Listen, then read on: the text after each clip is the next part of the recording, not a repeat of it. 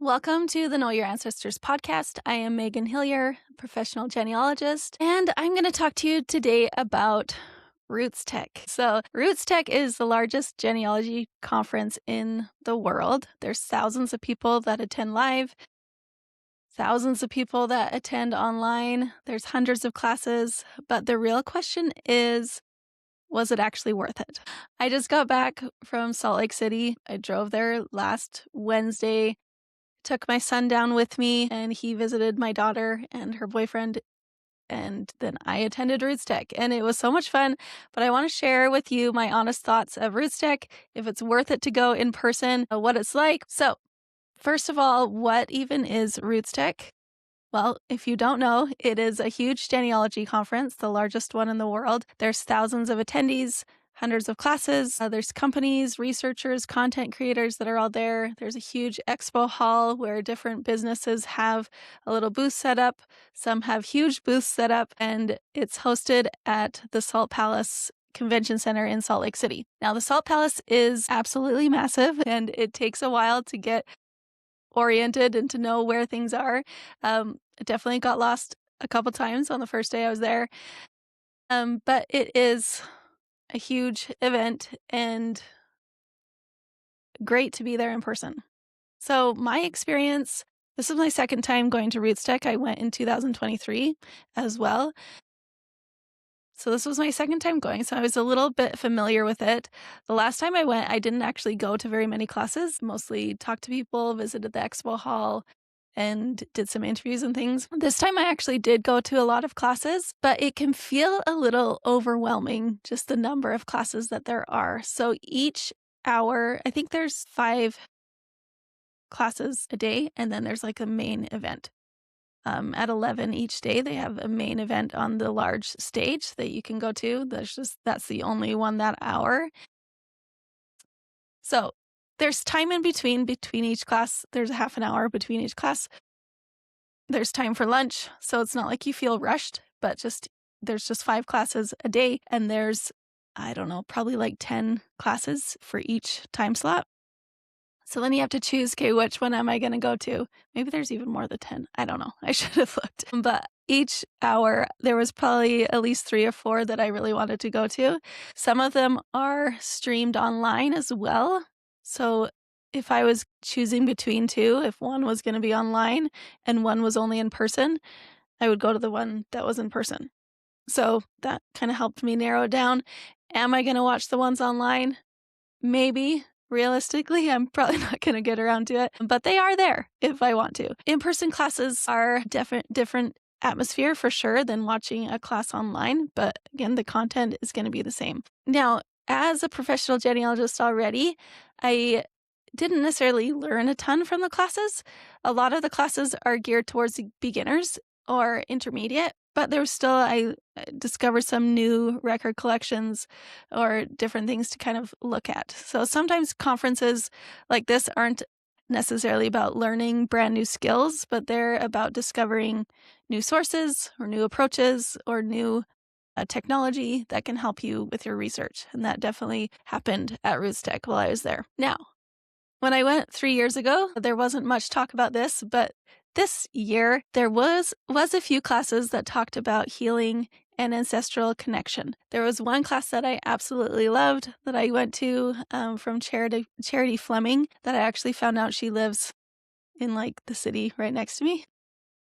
And she has Indigenous ancestry, and her class was called Healing Lineages, Indigenous Mental Wellness Through Ancestral and Genealogical Reconnection. So I loved this class, and I went to it because I wanted to support this sort of conversation. It was geared towards people with Indigenous ancestry. It was also helpful for genealogists that want to help in that exploration as well, and to understand some of the pain and the growth that can come from learning our ancestor story, even their painful stories. She talked a lot about post-traumatic growth, that as descendants of ancestors who went through horrible traumatic things, that we can change the narrative. Instead of all of these horrible things happened to my ancestors, therefore my life is hard, We can think about the growth that can come, the power that can come, the strength that can come. The genealogy isn't just about records, it's about identity, healing, and belonging. And that was a really powerful class. I didn't go to, there's a couple other classes that talked kind of about healing and if maybe we have hard and traumatic things in our lineage, how to deal with that and process that, and maybe even how do we record that. Wasn't able to go to all of those classes, but I was so grateful to see that sort of conversation happening at RootsTech. I think that there's a lot of people that are curious about the purpose of genealogy, like why does it matter? And these conversations are becoming more common in genealogy spaces. So I was grateful to see that. Another big thing that was talked about, probably the biggest thing that was talked about at RootsTech, was using AI in genealogy. I actually didn't go to any of those classes as well. There's just so many classes to go to. So there is a lot of classes that were recorded that you can watch on rootstech.org. So if you're interested in how to use AI in genealogy, whether that's transcription of documents, whether that's knowing what types of records to look for, to giving you a research plan, photo restoration, or tools for research, there's a lot of uses for AI, and that's something that I have not dove into a lot, but there's a lot of classes about that, so you can look at that if you are interested. Now, another thing about RootsTech that is cool and makes it feel like more of an event than like a conference is the main stage presentations every day. So like I said, they're at 11 o'clock every day on this huge main stage, this huge room. They're well polished, well done. You know, you can tell that they've spent a lot of time mapping this out, planning this out. They have celebrity guests. They had actress Marlee Matlin, who gave a fabulous keynote speech about inclusion in genealogy in this space. She is an actress who is deaf, so she gave her keynote speech using sign language and an interpreter. It was very well done. So those are all recorded also on RootsTech. There's also the researcher and explorer Tara Roberts. She has been helping the scuba diving teams to explore ships that were used to bring enslaved Africans to the Americas that were sunk. So she's helping to explore those ships to help build those stories of those enslaved people. That was a very powerful keynote speech as well. They also had Irish dancers, the Gardner brothers. That was fun to watch. And Steve Young, who was an NFL football player and author. So the main stage presentations were very well done. They were great, inspiring stories, music that was powerful. And I feel like that is a nice addition in addition to the main classes that are presented throughout the day. The other fun thing is the expo hall, and the expo hall is actually free to go there. You don't have to have a ticket for the whole RootsTech classes. You can just go to the Salt Palace and go to the expo hall and look at all the booths, the people that are selling things. Lots of like the core genealogy companies like Ancestry, Family Search obviously is the one who sponsors the whole event. Well, and these other companies sponsor as well. So Ancestry, Family Search, MyHeritage, Find My Past, and Storied. And I believe there's a new company called Lifeweaver that was also a platinum sponsor. I'm not sure. Whatever the high sponsor level was. So these big genealogy companies, they have huge booths there. A lot of demonstrations and classes that they have there. And then there's a whole bunch of smaller booths. Some are for established companies. Some are for professional genealogists. Some are for just kind of adjacent businesses like artwork or genealogy books or things like that, different associations, stuff like that. So there's a whole bunch in the expo hall that you can learn about different companies and different things that are going on in the genealogy world. Now, I think this year there was more businesses in the expo hall than have ever been there. Like I think it was almost double than last year. I think that's what I heard. So it was very busy. There was a lot there. But it was a really fun atmosphere and to see these companies trying to grow the genealogy world. Now, I went to RootsTech as part of the media team. So RootsTech, each year you can apply to be on the media team, or they used to call it the RootsTech influencers. Anyways, you can go there and you get a pass and you are promoting it throughout the year to help people register for RootsTech and be aware of it. So I was part of the media team. As a media team member for those main stage events, you get priority seating. You get access to interview different speakers and different company heads. I didn't fill out the form on time to be able to interview some of these people. It's kind of, I was humming and hawing whether I wanted to. I was like, I don't know. I wasn't sure if it fit with what I was doing here for Know Your Ancestors. In hindsight, I wish I did. And I wish I would have interviewed some of those people, especially some of the guest speakers, to kind of get their feeling about how their life has been enriched by learning about their ancestors. So each of those guests, they had some research done from genealogists at Family Search to help them learn more about their ancestors. So that was a cool part of that as well. Also, as part of the media team, I got to go to a dinner on Wednesday night before RootsTech started. I showed up there. If you watched my stories on Instagram, I left here where I live at like 4 a.m. and got there to Salt Lake around 3, kind of hung around downtown Salt Lake, then got changed in the bathroom at the mall, and then went to the RootsTech dinner, which the dinner was fabulous. I didn't really know anybody there. I sat with, I can't remember her name, a genealogist from Glasgow, Scotland. It was fun to talk to her. She was at RootsTech for the first time and was teaching a few classes. So the dinner was with the media and the speakers at RootsTech. So that was really good and really fun. Then, so if you have some sort of platform where it would make sense for you to share about RootsTech with your audience, whether you have a blog or a podcast or you're just on social media, I encourage you to apply to be on the media team. I think they send out, you can apply, I think around June or July is when they do that. I'm not sure how many more people they're accepting, but if you have a platform, I would encourage you to apply to be on the media team because it is a lot of fun. So when it comes all down to it, there's the classes, the main stage, the expo hall, all of those fabulous parts of RootsTech. The best part for me was connecting with other people. Now, if you know me in real life, you know that I am a bit of an introvert. I do not actually love talking to people, especially like random people that I don't know. But going to RootsTech, I told myself I was going to put myself out there. I was going to talk to people. I was not going to just go hide and avoid people. So with that, my favorite part of RootsTech was connecting with other people. I met people that I know online or that knew me online. Maybe I didn't know them very well. And even just talking with other genealogists or content creators, people that feel passion about this field of learning about your ancestors. There's not a lot of people that have that passion that live near me. And so it was great to connect with people that do.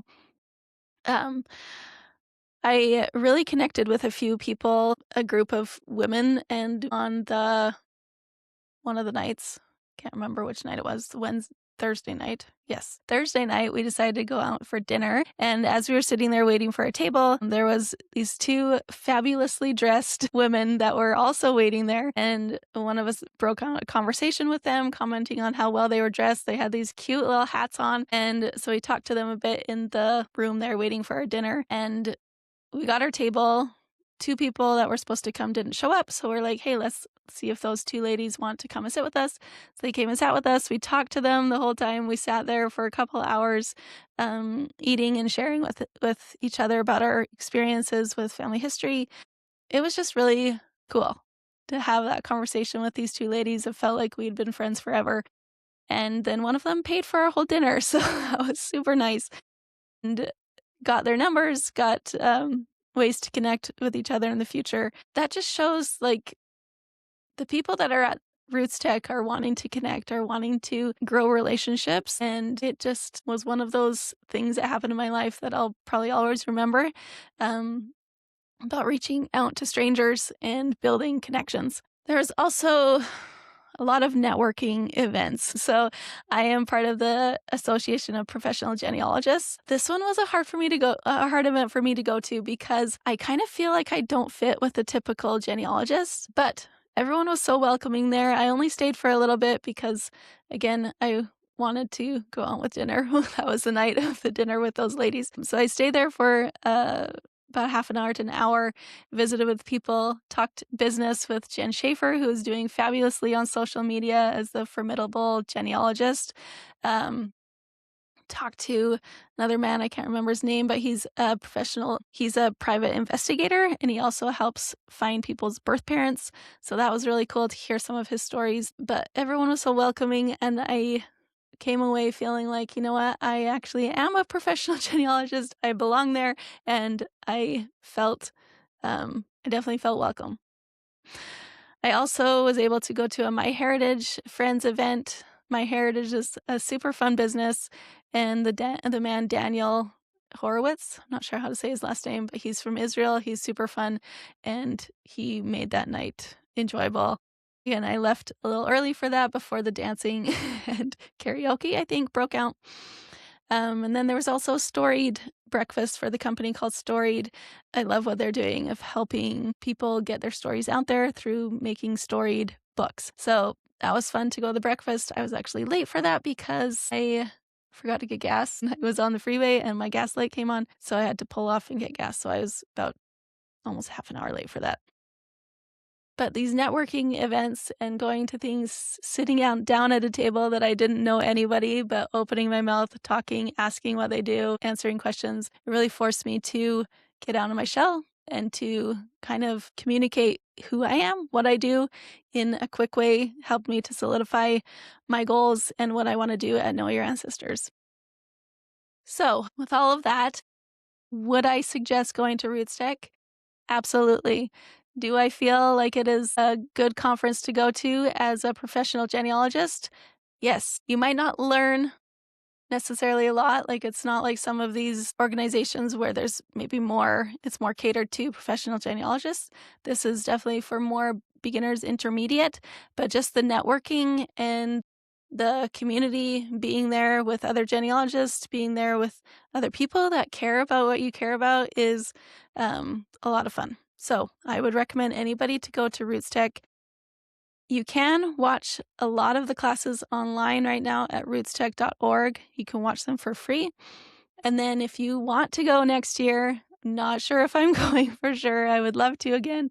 For RootsTech 2027, it's March 4th to 6th next year. I have heard some things that they're renovating the Salt Palace, so I'm not totally sure how that's going to look, but it is a lot of fun to go to. And if you do decide to go to RootsTech, please let me know, and maybe we can meet up there next year. Now, another thing, I reached out on Instagram the other day asking if people wanted to hear my honest thoughts of RootsTech, or if I was going to teach at RootsTech, what I would teach. So I'm just going to put that in for a minute at the end here, because it was pretty equal on both of those. It was a little bit higher to talk about my honest thoughts of RootsTech. So I have actually applied to speak at RootsTech a few times. I did teach online when it was online in, I think it was 2021. I taught a couple classes, one about looking for vital records in British Columbia and Alberta, I think. Yeah.